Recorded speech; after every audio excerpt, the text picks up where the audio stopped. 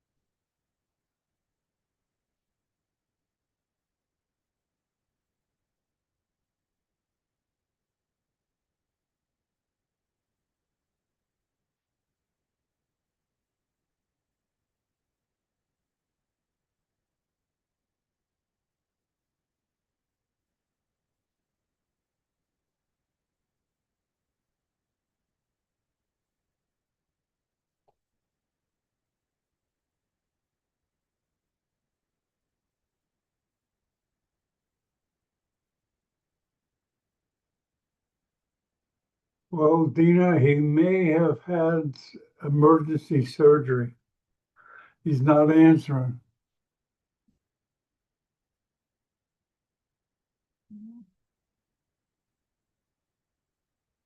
We'll wait a few minutes. Sometimes they get called in at the last minute, which usually explains this.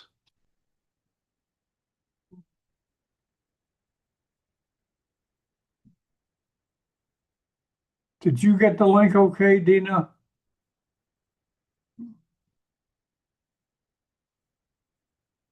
Did you have any problems getting in? I imagine you didn't. You don't have to answer. That's okay. We'll wait a second.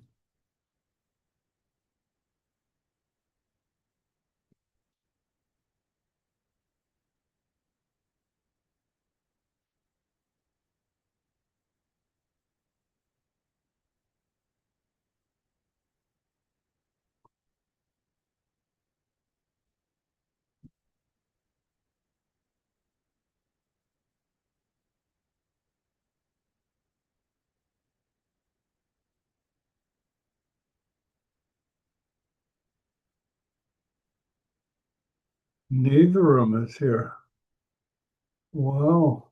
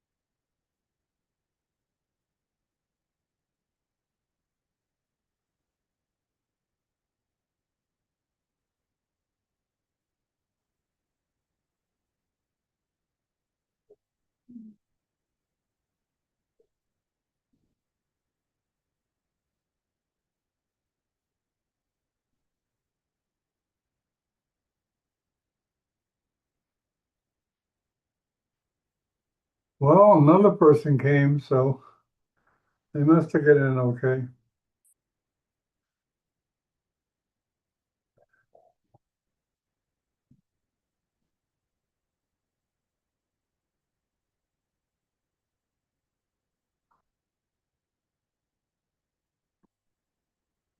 Good day.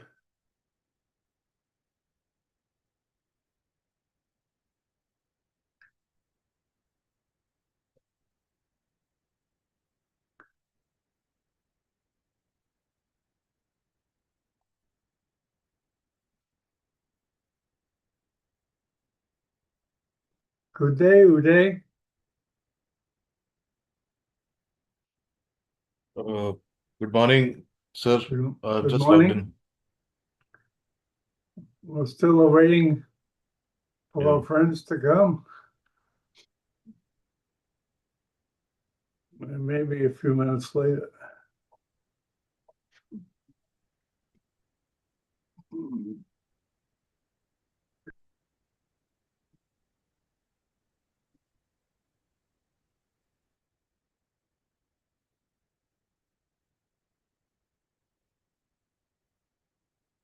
Your t-shirt is looking good. I'm sorry? Your t-shirt is looking good today. Oh, okay. Thank you. Thank you. So are you in the hospital or at work or at Yeah, I'm home? just returned from hospital, setting up my PC and everything. You're still at the hospital? Actually, afternoon here, evening by 4:30. Oh, okay. Okay. Yeah. Usually when I don't hear a word, that means they had to go to the OR fast. You know what I mean? That may have happened because I called him and didn't answer. So I'll call again.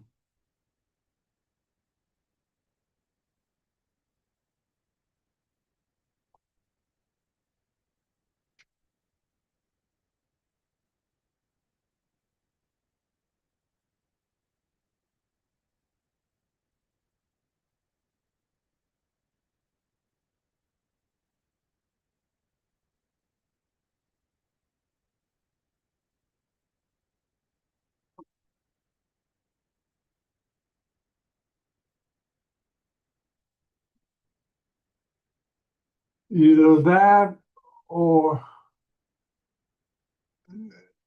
Dr. Sarek may have called.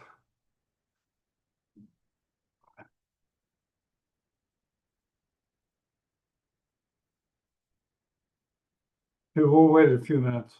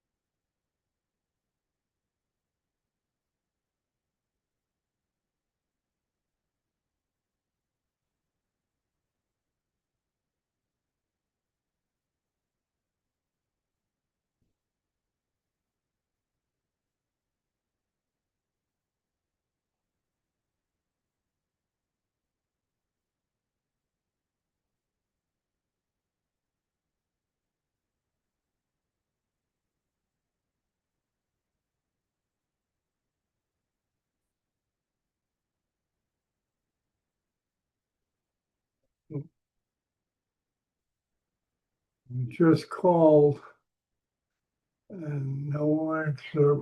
Doesn't look good.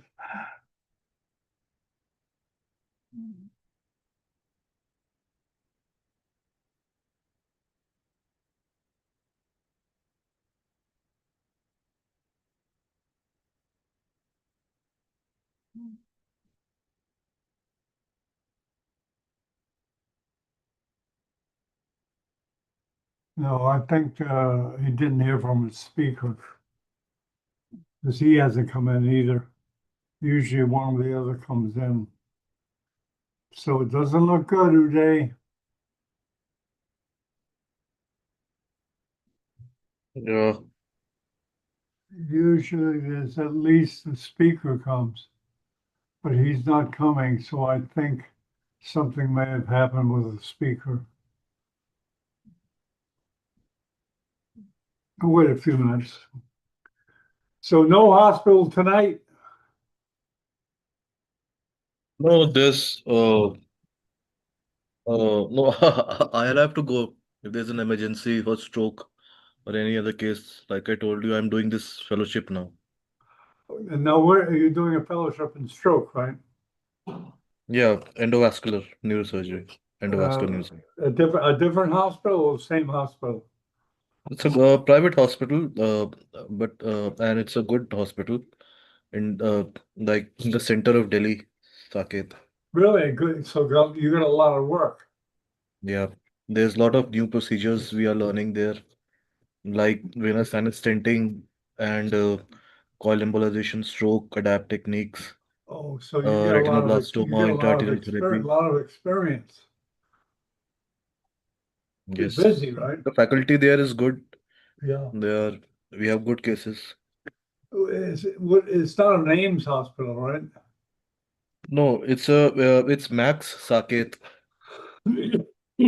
That's right. You said it's private. Yeah, it's a nice hospital.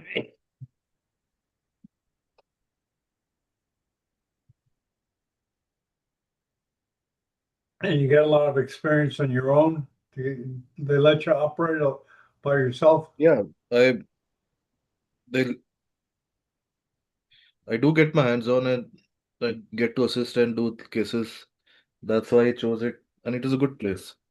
And there are a lot of foreign visitors there also. That, We are two of them. One is from other country and one is myself. oh, okay. So a couple of fellows. Hold on, I have to go somewhere. Just 5 minutes, So please. 1 year fellowship. Yeah, it's a 1 year. It's a 1 year. It's almost 3 months more than half of the race is over. Okay. Okay. Uh, and then you're going back to your old hospital after the fellowship.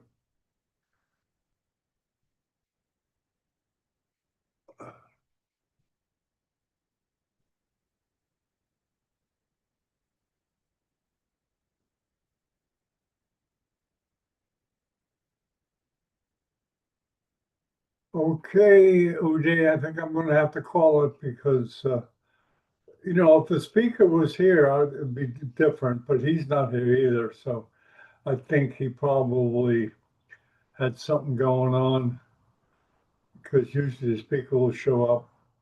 So we'll see you in a couple of weeks, Uday, and keep on working the fellowship. Okay, Uday? Yeah, there's somebody on the door. I had to answer. Yeah, nobody, I think Sorry to keep you holding. we better call it. I'll check with them, but we'll see you in a couple of weeks. So maybe next week, maybe something happened, you had a case, or you know how it goes. The speaker may have had a case or whatever. So, okay, we'll see you in a couple of weeks. Dina, I'm sorry that you couldn't Okay. have a speaker here. Uday comes every time, but uh, Yeah, I do join the new surgical TV. They are very nice talks. The faculty you invite, and it's very impressive. yeah, yeah, it's good. It's I've I, good. I've been here for like since COVID times for 6 years almost, and the most one you get one of the best faculties and nice case demonstrations. That's Yeah, very it's good. It's good. And people like Farhan, he gets some good people. So we'll see you. We'll keep in touch on the webpage, okay? okay. Bye. Okay, see ya. Bye-bye. Bye, Dina.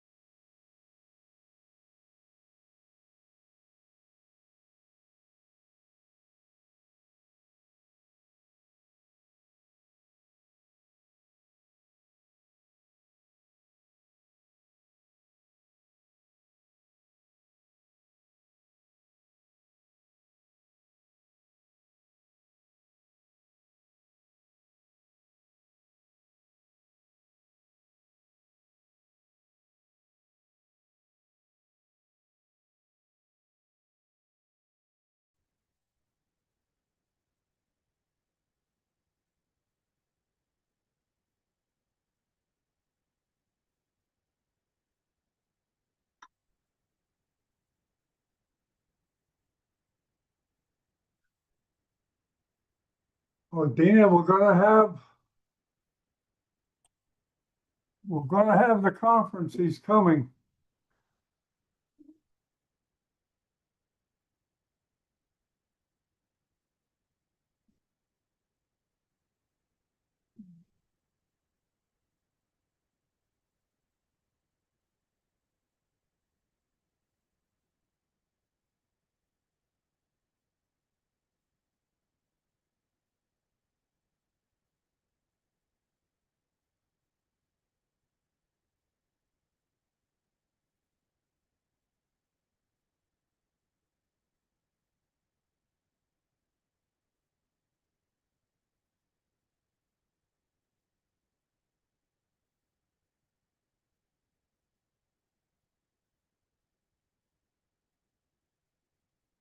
Hello, hi.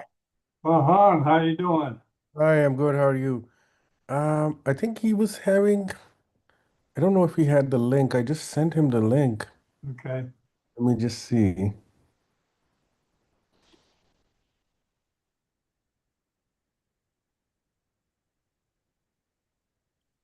You got the link there, right?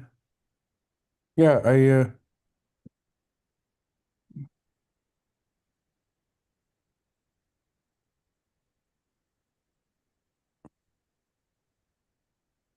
let me try to call him, but Okay.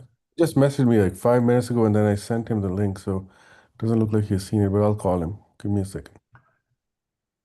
Yeah, I was in earlier, but I guess we got confused on the time, but that's okay. How you been? Yeah, I've been good. I was just traveling, just for some work-related reasons, but Where'd you go? Home? yeah, Oh, you flew all the way to Pakistan. yeah, and then went back. Oh, you're kidding. Yeah. Do you go to network with your associates or just Yeah, for yeah, home? some network, some family related stuff, some uh, you know, just planning for some surgical stuff and things like that. There was a meeting, I had to give a talk and things like Oh, okay. so it At was the university there? yeah.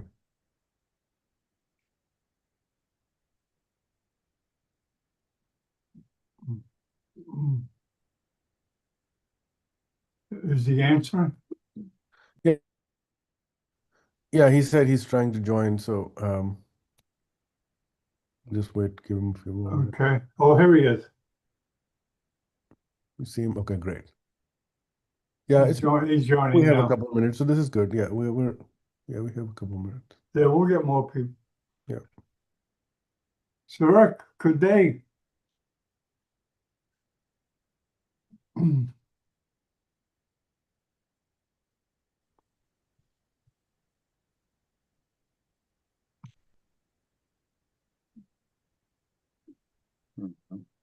Hello, Sir Rick.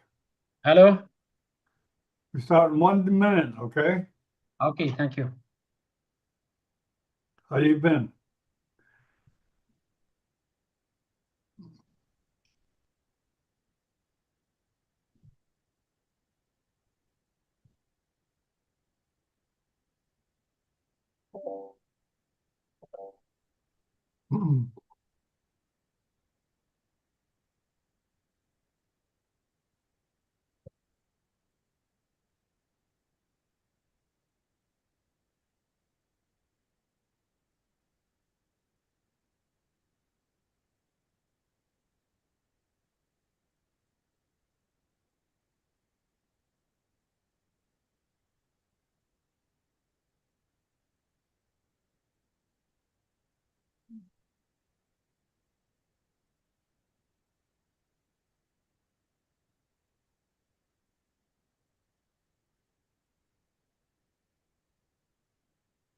Okay, here we go. 10, 9, 8, 7, 6, 5, 4, 3, 2, 1.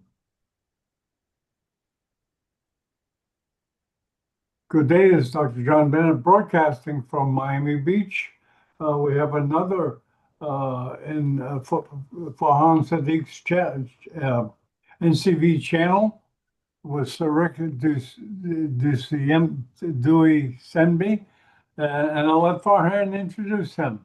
Good day, Farhan is a neurosurgeon from University of Missouri. He's the head of residency teaching. Welcome, Farhan. Hi, thank you, colleagues. We missed a week last week. I was traveling, but today again we have Professor and Chair Dr. Siddiq Md, who is presenting his series of cerebrovascular cases. As you remember, last time he presented some excellent ACOM cases or anterior communicating artery aneurysm cases with some unique techniques. Today, we're going to be talking about middle cerebral artery cases, and we'll have an opportunity for everybody to pitch in and give their comments, questions. So, without any further ado, Dr. Dusembe, Chair, Professor, Department of Neurosurgery, National Scientific Medical Center from Nur Sultan, Kazakhstan. Thank you. Thank you for joining us, Dr. Dusembe. Please go ahead. You can start sharing your slides.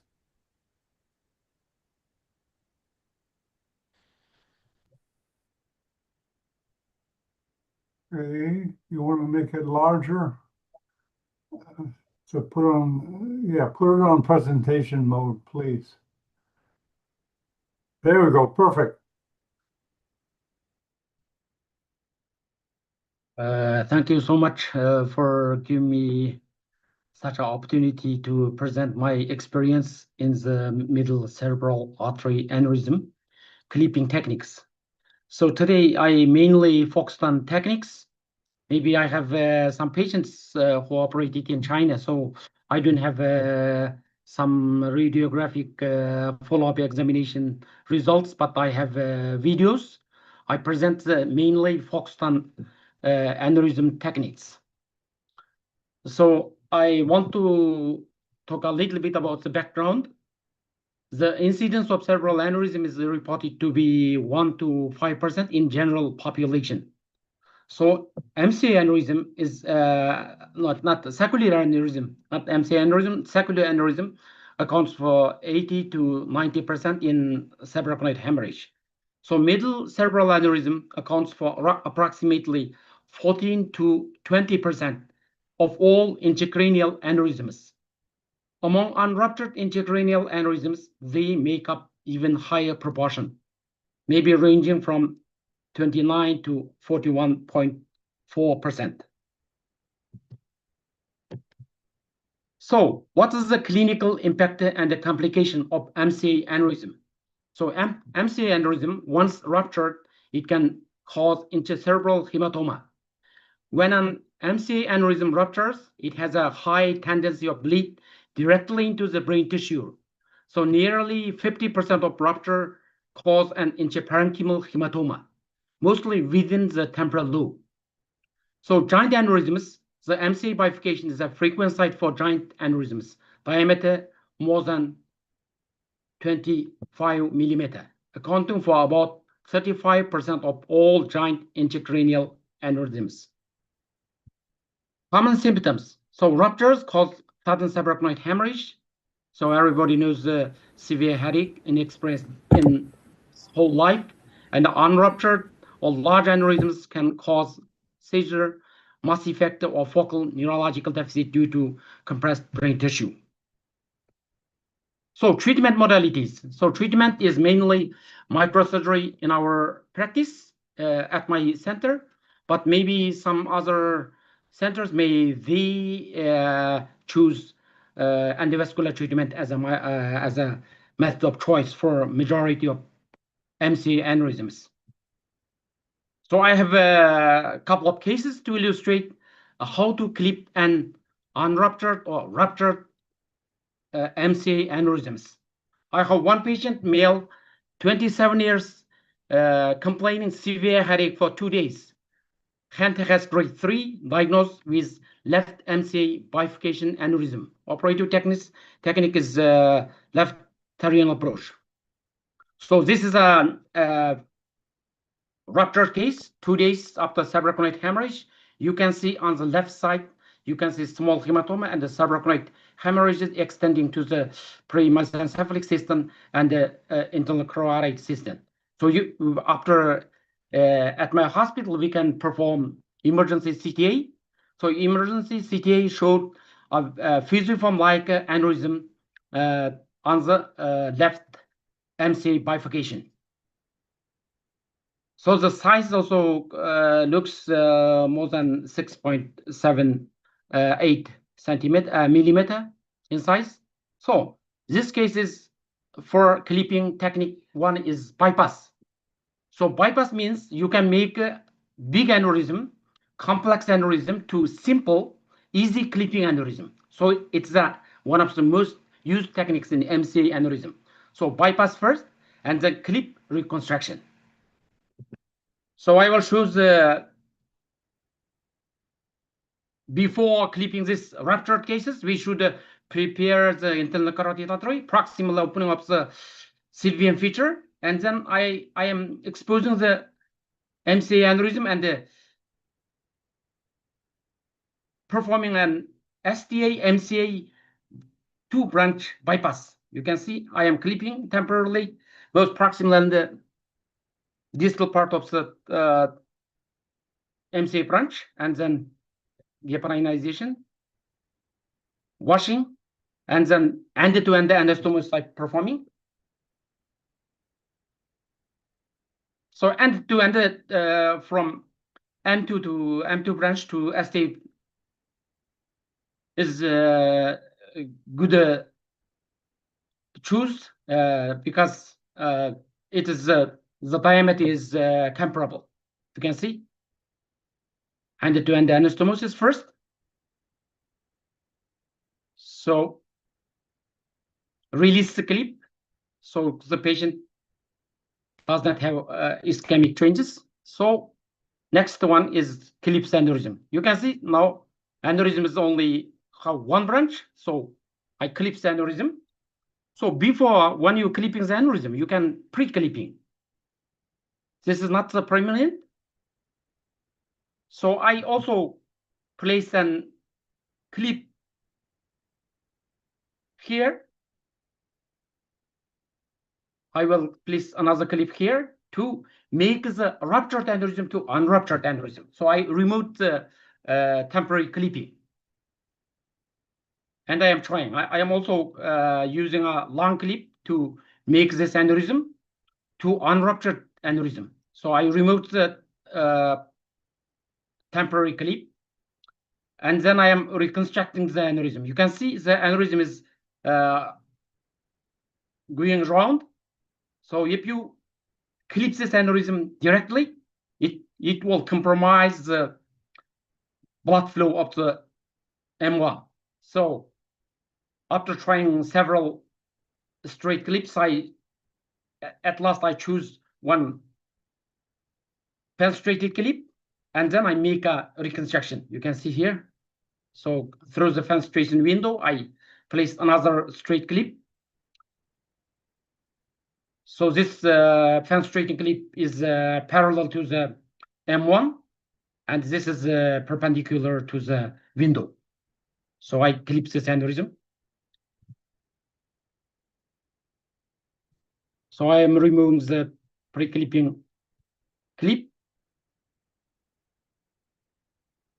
So this aneurysm is very thick wall, so you should place more clips. So finished. This one finished. And this is the picture. Because this patient have a hematoma and brain bulging, so I do some subtemporal decompression. And you can see after immediate postoperative period, you can see this MCA branch, SCA MCA bypass is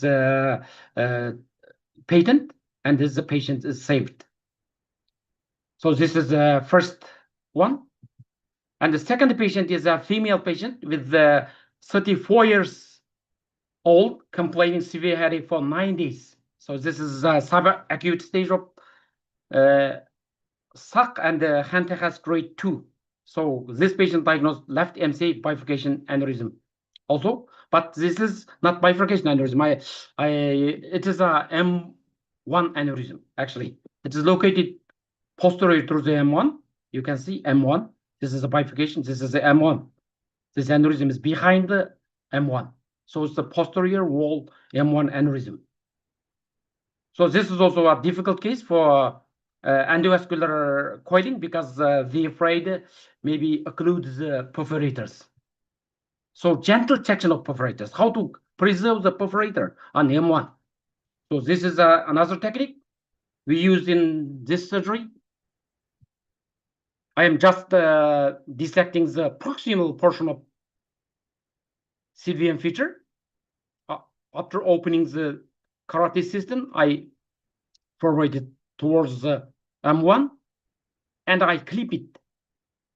The ICA distal to the anterior choroid lateral. So also temporary clipping for A1. And then I am not prefer to use fenestrated clip because with fenestrated clips, sometimes you cannot protect the perforators. So I use this upward curved clip. So I found that after clipping, the perforators are compromised. You can see I am checking the perforators, and then I can gently track the perforators. Gently check, very gentle. You should not try in your first experience, initial experience. You only try after you have plenty of experience. So after this, I just loose this, check, is there any compromise here? Check everything. Aneurysm is completely clipped. Parallel to this, you can check the perforators. And this patient also have a aneurysm. So I proceeded to clipping the A2 aneurysm. But it is very small, sleeping, but you try. You should be fast enough to catch up the aneurysm neck. So sometimes you can try, if it is dangerous, you can try with temporary clipping and then clip the aneurysm gently. So I sometimes place two similar size clip to prevent sleeping. Small aneurysm can maybe sleep. So this is another example.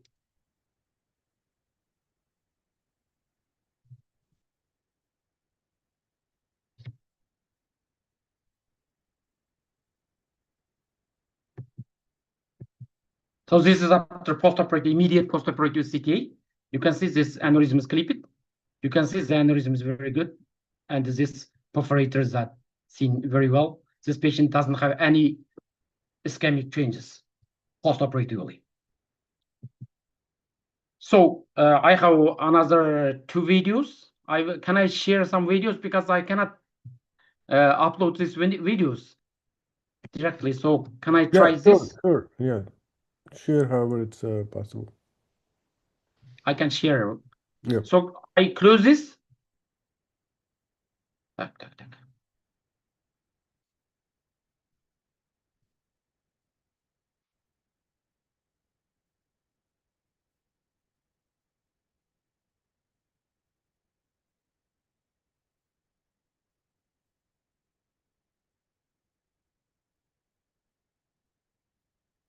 Sorry. All the documents. Okay.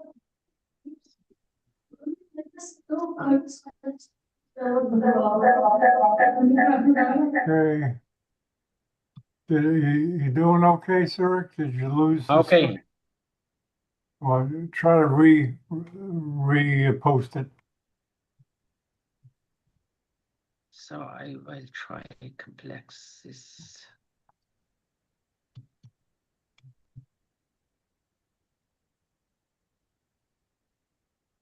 So this is a recent case with MCA early branch. I'm not sure, excuse me, I'm not sure you have the right screen.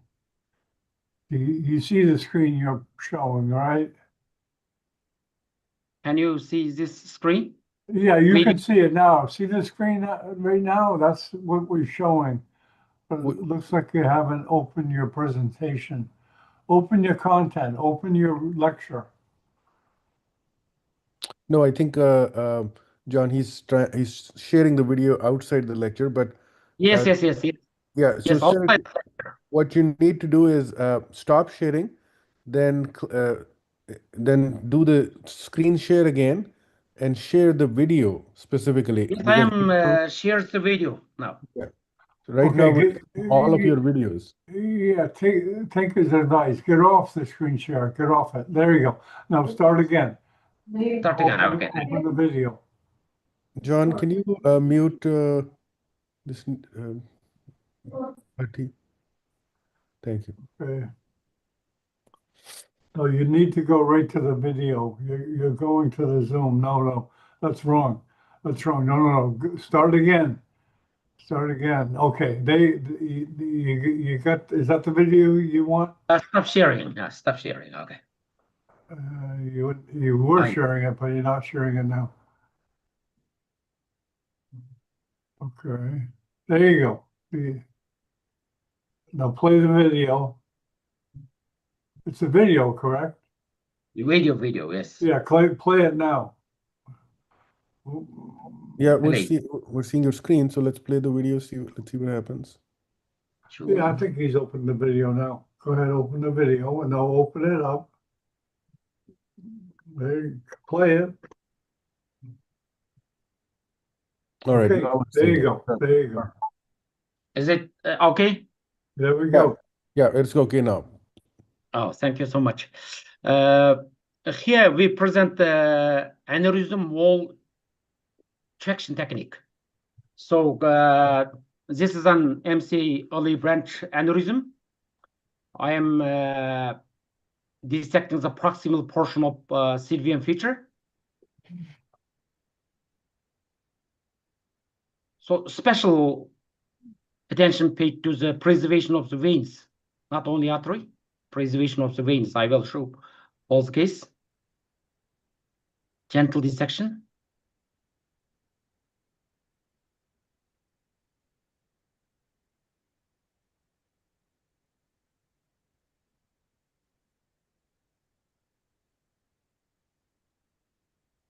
Sphenoparietal veins from deep Sylvian veins.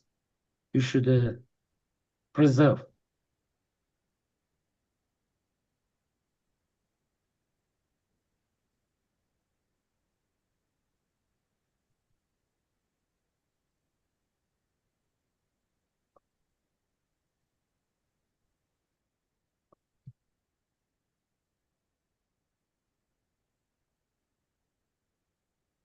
So all the veins preserved.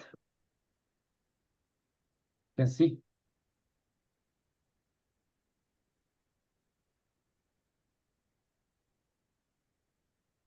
Make it loose. So this vein, when you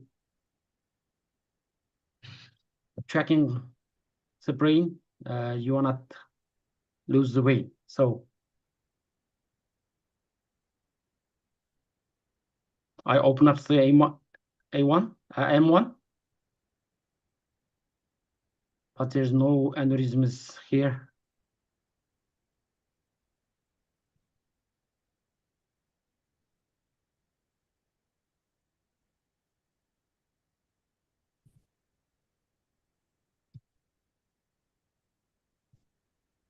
So this is the last picture. So there's a bridging veins, two bridging veins. I protect these veins and then open up the dissecting around the aneurysm.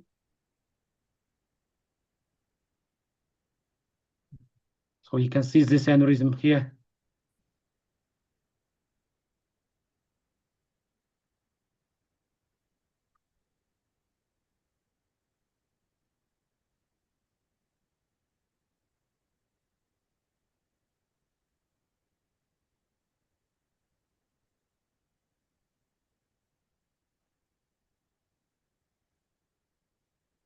So this is a olive branch from the MCA, M1 actually.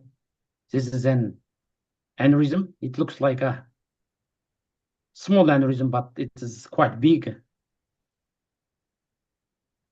And there are small nipples, small sacs on the aneurysm. So this aneurysm is needed to be clipped. So gentle dissection around the aneurysm.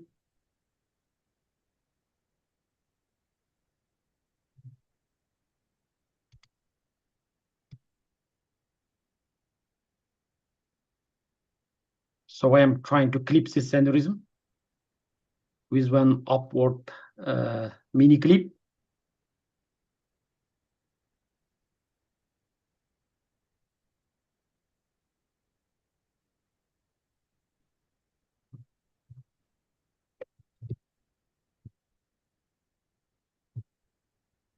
And I want to check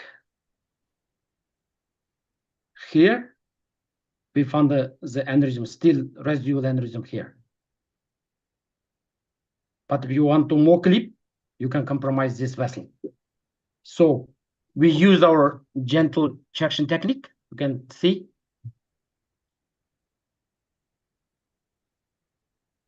With micro forceps, you can gently check the aneurysm. You need not lose the whole clip. You only little losing the clip. And then you can move this part of the aneurysm into the aneurysm, but still have some redness on the wall, but it is not the aneurysm. You can see. So we can use some muscle to protect these weak points. Some doctors prefer to cause this, coagulate this aneurysm neck residue, but we usually not to coagulate. So just put some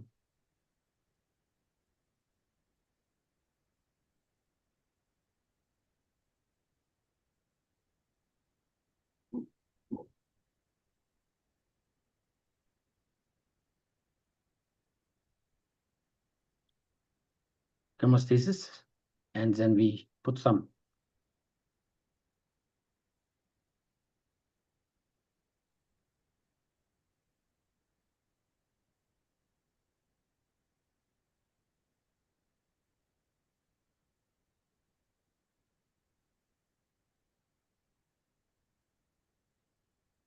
muscle.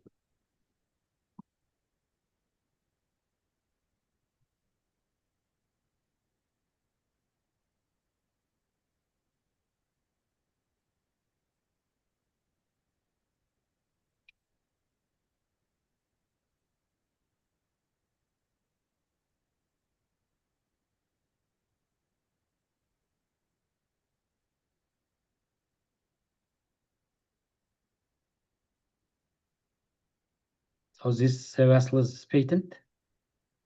So, but here some weak points.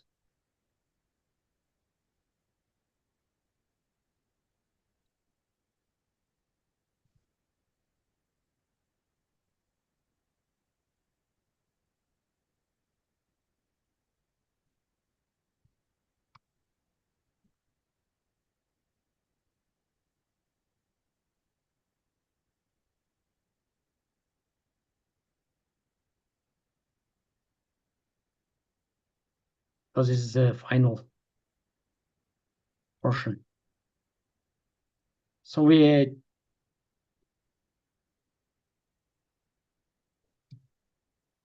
have another MCA aneurysm.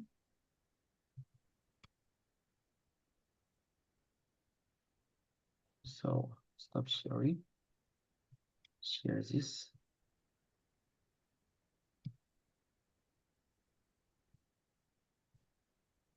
Share this capacity. Sorry.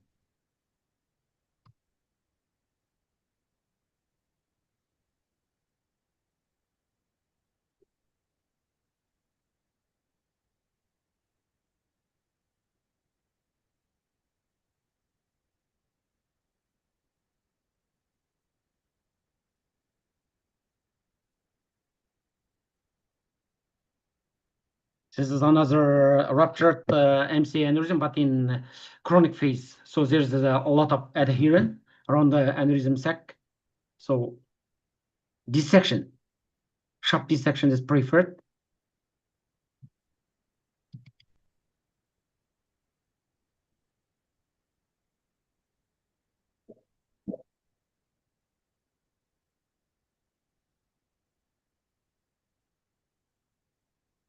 Without any temporary clip.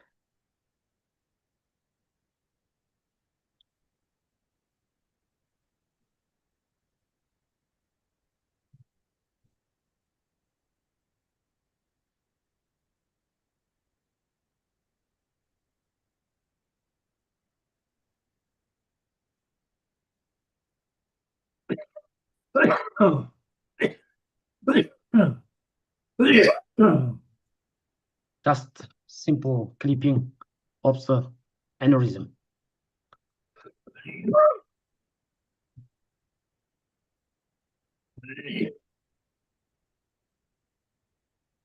Are you showing a video? After every procedure, we should check the aneurysm. If the aneurysm is completely clipped, we should freeze this dome from the brain tissue or surrounding tissue to check. Are you sharing a video right now, sir? Because we're Yes. so we're not seeing your video, we're seeing your file with all the videos. Sorry. Yeah, I think you have to share it differently. You have to specifically share that. Just repeat what you did before. There you go. There we go. Now we have the video. Can you start? We can start from the beginning. I don't think this one we saw. So what is this? Is this a ruptured aneurysm? This also a ruptured case, but in chronic phase. So more than 20 days. Okay. So this is an chronic sac. So a lot of scar. So dissecting around this aneurysm.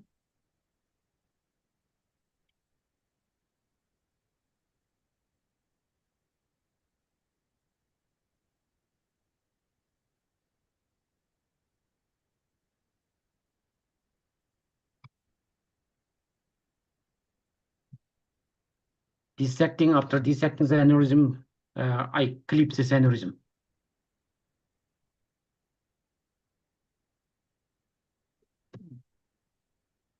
So it's also hiding inside the brain. You cannot find some during this scar formation. You cannot identify the sac of the aneurysm sometimes. So it is dangerous. So I'm showing this case to share my experience to make a complete dissection around the two M2 branch and aneurysm around the aneurysm sac, and freeze this aneurysm sac from the surrounding tissue to check.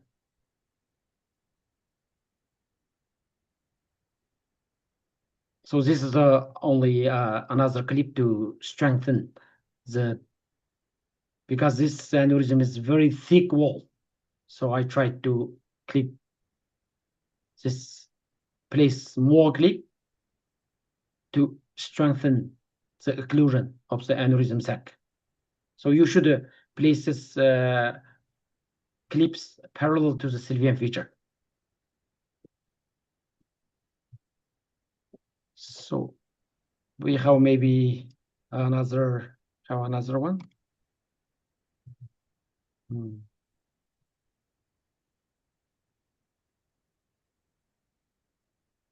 Sorry for the inconvenience.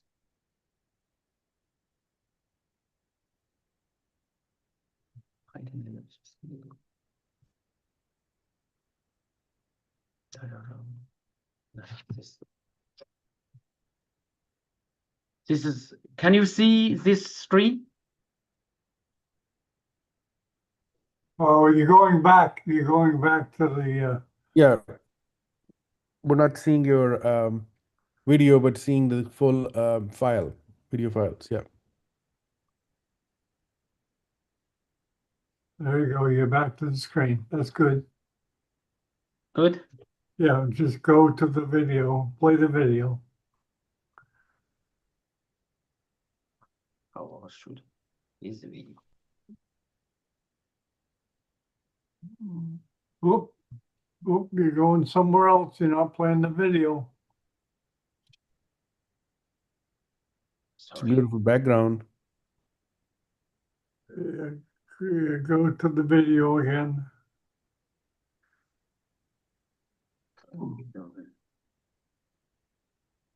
Okay, open the video. Loves the video. Thank you. This is the video. Okay. That's good. Now play the video. Make it large screen. It's a small, oh, oh, you're going back. You go, make it a big screen. Make it big screen How to at make the it. top. Sorry. I can see how to make it. Oh, okay. Well, that's fine. You can play it like that. That's okay. Perfect. Perfect. So this is an ruptured case with That's aneurysm. good. That's good. Also, M1 aneurysm, M2 MCA bifurcation aneurysm. So this is an acutely ruptured aneurysm. So the Sylvian feature is bloody. So usually we prefer to blunt dissection from inside to outside the manner. So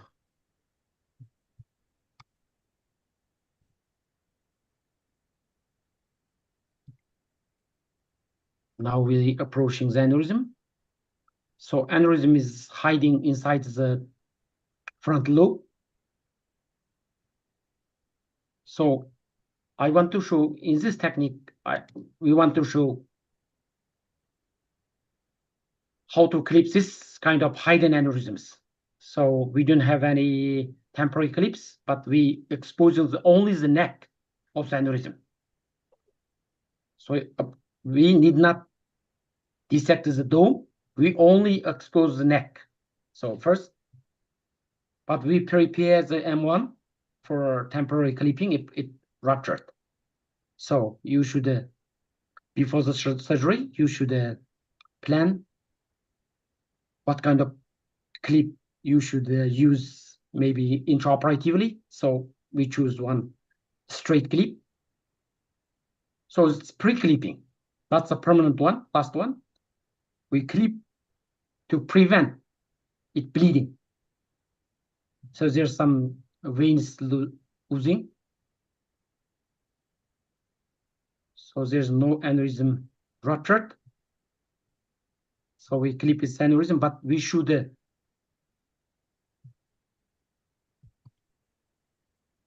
confirm the aneurysm is completely clipped. So we go further to dissect the dome.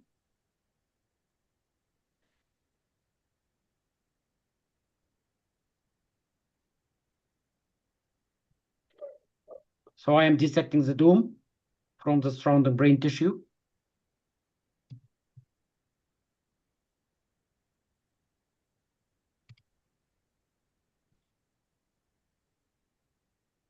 So we find that the aneurysm neck is not completely clipped. You can see the first clip is a little bit compromising the frontal branch, beginning of the frontal branch, M2. So before we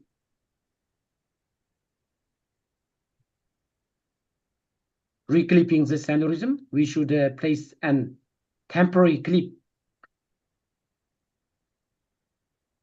distal to the permanent clip. So this aneurysm became an unruptured aneurysm. So I can try to reclip this aneurysm.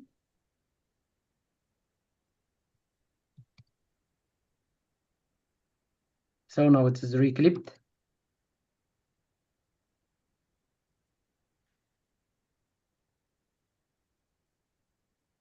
So I will check.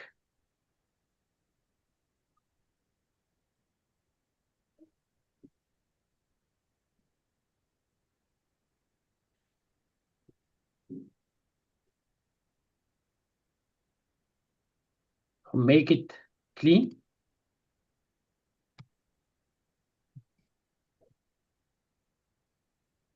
So I checked the aneurysm is clipped parallel to this M2 branch, but this still have a redness on the wall of subfrontal branch. So we checked, we place maybe some muscle here to finish this surgery. So this is a basic techniques.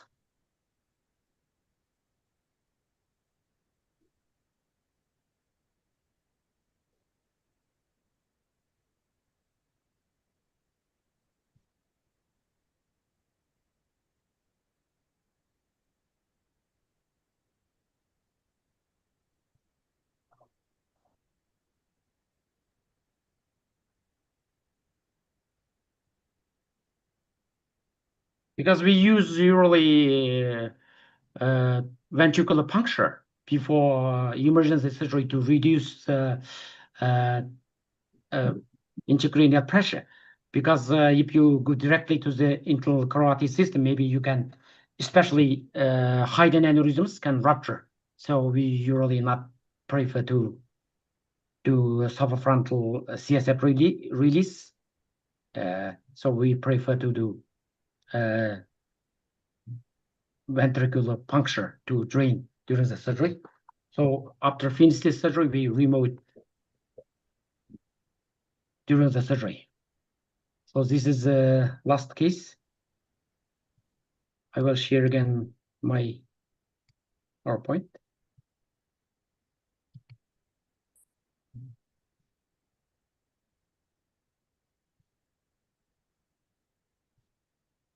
Wait, measurement.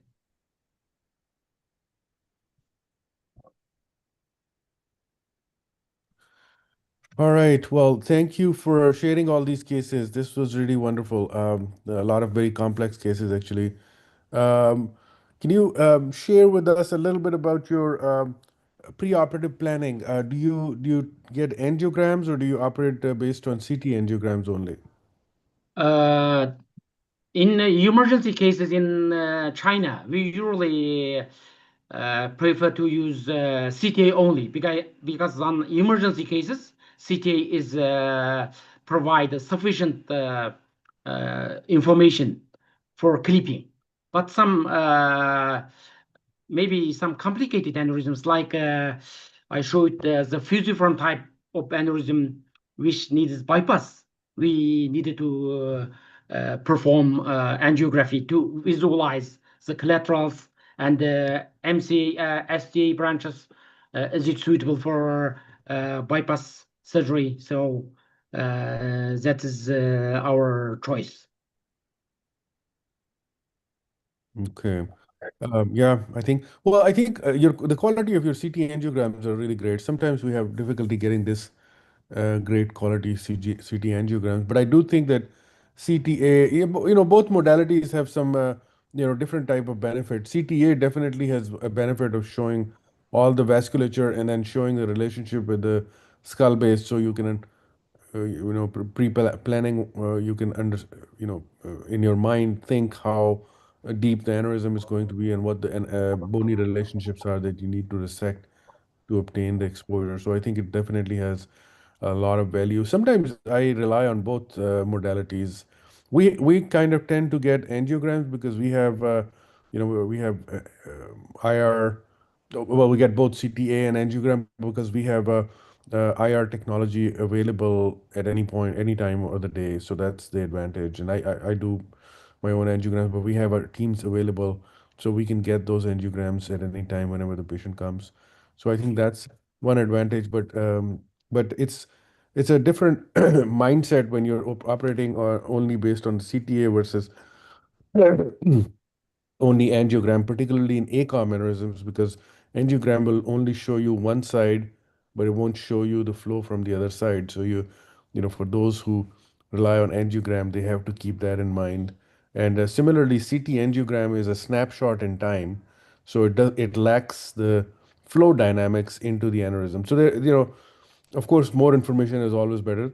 over information sometimes could be too much, but I think everybody has to everybody has to understand those concepts in your mind when you're applying preoperative planning based on whatever you are doing. So you have to understand what this image technology means and how I'm going to understand intraoperative anatomy and then correlate. So I tell my trainees all the time, when you do surgery, after you're done, go back to the preoperative images and then in your mind think about what you saw in there and how it was on the, how it was on the preoperative angiogram, and then slowly you will start to understand what. And sometimes what we are seeing on the angiography, whether CTA or angiogram, what we're seeing is the inside of the vessel. We're not seeing the outside. And particularly in MCA, a lot of these aneurysms are very thick walled.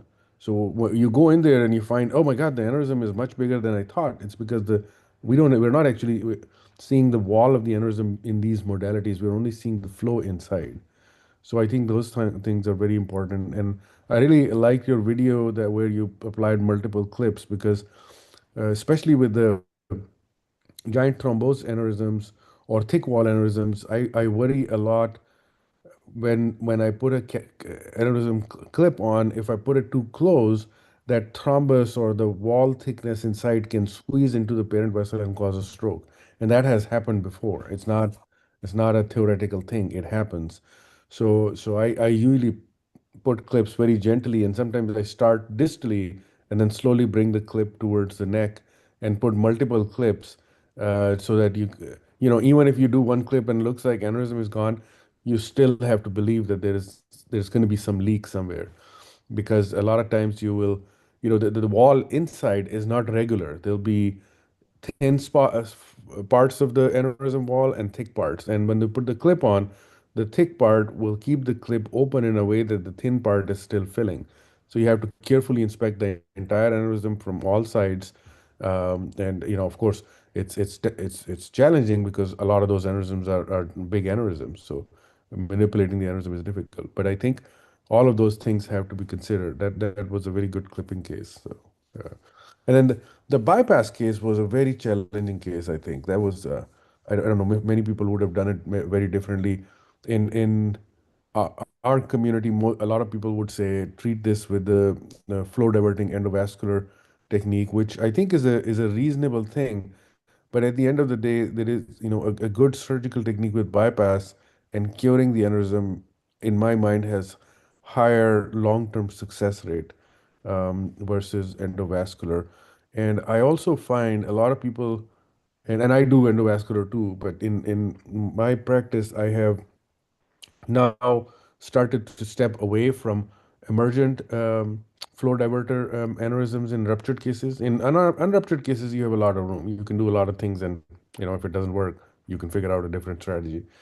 But in ruptured aneurysms, quite frequently, well, I shouldn't say quite frequent, but once in a while, maybe about 5%, I'm just going off my experience, 5 to 10% of patients, when you put them on aspirin Plavix and put a flow diverter in a nasty looking fusiform aneurysm, that those aneurysm will rebleed, and the rebleed mortality is 100%. Um, and so those fusiform, even though it's been advocated that, oh, they're safe, they're good to use. I still believe in ruptured cases, you have to be very, very careful. Only use flow diverter if there is no other choice left. If it's really an aneurysm that you have no solution for. Otherwise, surgery and bypass is probably in the, of course, depends on who people are, who there, if there are people who can do it. So I think it's slowly. There is misinformation provided, and slowly the trend is changing, probably in the wrong direction, because uh, neurosurgeons are not being able to aggressively advocate and for those difficult cases. So I think for other simpler cases, stent coiling, I'm fine with that. An aneurysm, you want a stent coil which has a neck and formed a truly formed neck and aneurysm, that's okay. But when you have these fusiforms and people are advocating putting flow diverters and this and that, I think that's just a wrong strategy. Thank you. All right. Well, we'll open up to questions and comments. Do you have anybody in the panel has any questions? Uday, how are you doing? I'm good, sir. Very nice talk. Very nice amalgamation of both endovascular and open techniques. Could you And introduce yourself, Uday, please? I'm Dr. Uday. I'm a neurosurgeon. I'm trained in minimal invasive neurosurgeon. Currently, I'm doing my fellowship in endovascular neurosurgery and neuroradiology. That was a very nice case. And like Dr. Farhan discussed, both the flow diverted consequences of flow diverter and bypasses subsequently. That was very nice put. All right, Dr. Bhatti, you had a question? You're on mute. Yes, I have a question. Thank you, Dr. Farhan, for running this excellent show, and it's very informative. For Professor Dusambe, excellent cases, excellent videos. I just have some questions. One is I did notice that you are not relying on any ICG. And I am concerned about the manipulation-related vasospasms. I like to know your experience and vulnerability of small perforators, especially in acute cases. Thank you. Thank you so much. ICG is very helpful for, I think, for beginners. If you want just Dr. Farhan told us how to check around the aneurysm after you clipping. After you clipping, you should check the aneurysm. Sometimes you don't have enough experience. When you seeing the behind the aneurysm, maybe you can re-rupture the aneurysm. So if you have capable of doing fine dissection and going around the aneurysm without doing more injury to the vessel, that is more reliable than ICG. So in our experience, sometimes very difficult aneurysms, you cannot see these branches. Also, if you mowing this sac, you will add more injury to the vessel. We use ICG. If we see it clearly, it usually can be confirmed by CTA again and again, and you have enough experience, you need not ICG. But if you have ICG, but in our previous experience, our microscope doesn't have ICG angiography function. So we maybe sometimes we go for angiography. So it is not usually necessary in acute phase. But if you have ICG, you check every time with ICG, maybe it is more reliable. Because usually, I think a lot of doctors not dare to touch the aneurysm sac after the surgery, after clipping. Usually, maybe they find maybe some residual neck, maybe posterior wall. They try another clip to overclip this aneurysm. But we didn't do that because we tried to traction technique is more helpful. If you use traction technique, that means you reclip the aneurysm. Just loosen the aneurysm, the clip, already clip it, the clip. So open a little bit and then you can check. So you should have enough experience. So you can only slip this wall of the aneurysm. So you can make it perfect. If you use more clips, you should check with ICG. Because you more obstacle. So we maybe compromise this vessel. Maybe when you use fence-treated clips, you cannot see sometimes the behind of the fence-treated clips. So it is difficult. Fence-treated clips, sometimes very big, cannot be moved too much. So it add also dangerous situation. So I usually use basic permanent or mini clips, not prefer to use even in echoaneurysm. I don't need to use. I choose approach. Maybe I can approach from other side or I can approach from interhemispheric, not to choose you can see, so you can use fenestrated clip. So behind the fenestrated clip, you have the risk. So I think if you have ICG, of course, you can try in every case, because you can confirm. Because in my experience, I am also an endovascular surgeon. So my means is cure every patient. So I last week I talked to China Kazakh Neurosurgical Association about long-term outcome of aneurysm microsurgery plus embolization. So I choose pipeline for endovascular surgery and usually proximal to the anterior choroidal artery. Beyond the choroidal artery, I choose usually, of course, clip, coil, when individualized treatment method selection. So you can increase the curability, because endovascular is sometimes not cures the aneurysm.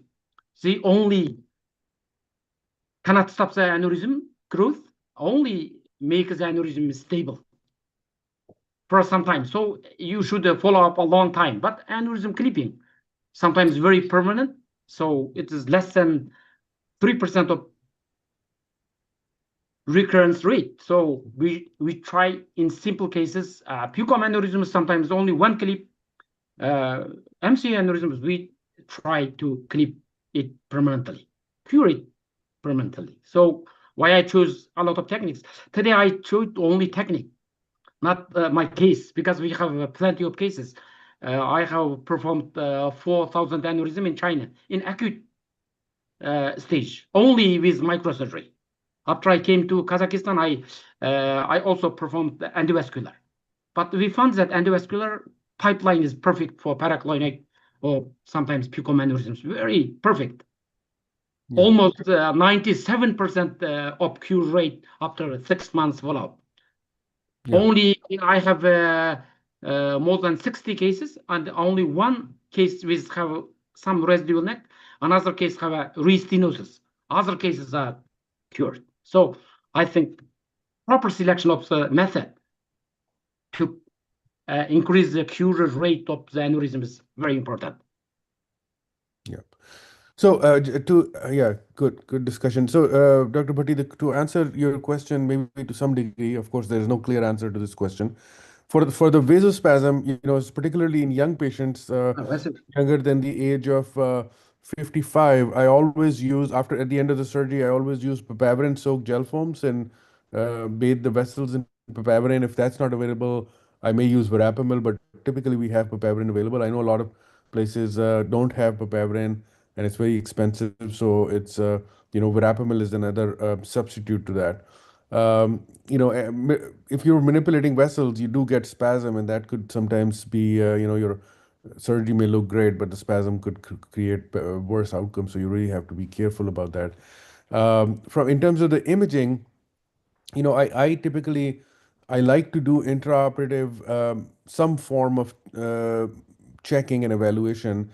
So I usually have a microdoppler that I will check to see distal vessel flow, but sometimes microdoppler is not quite is hard to check sometimes, and it's hard to get a great flow. To be honest, in my experience, all of these methodologies can fool you, so you have to use a lot of judgment, a lot of I have seen instances where you do an ICG and it looks perfect, but you can ICG won't tell you where the blood flow is coming from. The vessel light up immediately, and there could be flow coming from the other side retrograde, and you may not see it. So I've seen that happen.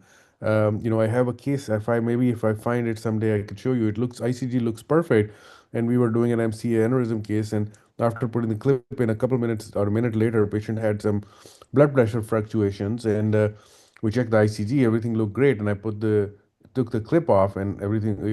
The patient immediately improved. So it was because the vessel was clipped or kinked, and somehow the insular feeders caused some kind of a cardiac reaction. That patient became bradycardic after putting a clip on. So you have to be aware of a lot of different things happening in the room, because sometimes there could be those subtle things. That was a very interesting case. I had never seen that before. But anyhow, so you have to rely, like if I'm doing a complex aneurysm which is wide neck and requires either a bypass or something, there are times where I even do an intraoperative angiogram, particularly if an ACOM, big ACOM aneurysm, that I'm thinking, okay, this, and I'm not so much worried about if I'm going to leave a residual. More so, I'm worried about not to compromise a vessel. So I think you have to think about, but at the end of the day, like Dr. Dusembe was saying, looking at the blood flow of the vessels, if it's not a lot of atherosclerotic plaque in the vessel, looking at the healthy, mm, outlook of the vessel also gives you a lot of information. If you put the clip on, you inspect the vessels pre-clipping, then you inspect the vessels after the clip, and if they are pink and plump, then usually always means that they're filling. But if they look limp, then you should remove the clip and do something different. So I think you have to use a lot of different technologies, which includes your experience, the way your knowledge of how the vessels look, and there's no hard and fast science, but if you have technology available, you should use it, and whatever makes you comfortable. At the end of the day, patient outcome is what matters the most. Thank you, Dr. Farhan. I totally agree with your all the points. Um, we rely on our experiences and our microscopic vision while seeing the MCA. But here comes the challenge when you did mention insular branches. So tiny on the other side, you can't look, and you may not find immediate post-operative consequences. You may find a little later microthrombosis or whatever happens. So I totally agree. And I also had one thought came in when you mentioned flow diverter in little distant M2 or A2 cases. What is your choice of flow diverters, and what you follow up those cases? Thank you. Yeah, so for MCA, I have rarely used flow diverter. I've used it in selected cases. The few cases examples that I remember is using once in a fusiform MCA aneurysm that was very proximal, and the reason I used that instead of bypass was because I was worried about perforators, because a lot of perforators come from M1 segment, so I didn't want to compromise. I used flow diverter. I had a great result on that one, and then a couple of times I used for aneurysms that are isolated M2, and you can use any vessel that's more than 1.4, 1.5 millimeter diameter. You can use the 2 millimeter pipeline for those cases, and it works perfect. So if it's truly a sidewall. Now I have a lot of colleagues, endovascular, neurology colleagues, radiology colleagues, who even use flow diverter for MCA bifurcation aneurysms. And I think overall it may be an okay strategy in unruptured cases, but I worry in ruptured cases, because you have to put that patient on aspirin Plavix, and I it may be that 7 out of 10 patients will fly through it, but the 3 patients that will have re-rupture will not survive. So I think we have to be very, very careful when it comes to ruptured cases. We should avoid over usage of endovascular devices that require aspirin and Plavix. And remember, with the flow diverter, the aneurysm does not go away right away. It's still filling. And sometimes I think the re-rupture after placing pipeline is because the blood is going into the aneurysm is still, although at less pressure, but it has difficulty coming out, and because it has, that's just kind of the nature of how the flow works in a flow diverter aneurysm, and that's why re-ruptures happen, and they usually happen within the first 10 days. All the re-ruptures after flow diverter I've seen happen within 10 days. In fact, one of the patients had a low-grade rupture and a pica aneurysm, and we placed a flow diverter in that aneurysm. Patient went home and came back on day 10 with a re-rupture. So I think those are all important things.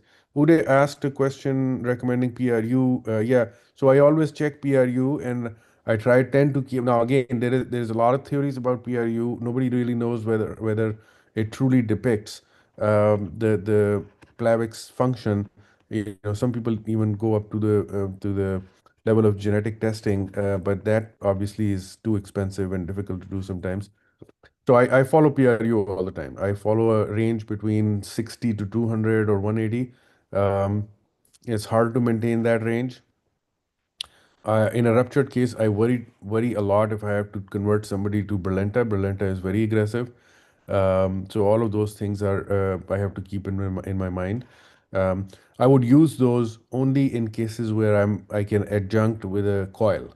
So if I can trap an aneurysm with a stent coil, then I'm okay. I'll because I want to make sure that I have some thrombosing agent inside the aneurysm while I use any of those stents. But if I have to use Brilinta for a ruptured case, that's just makes me very nervous, and it's just too aggressive of a treatment.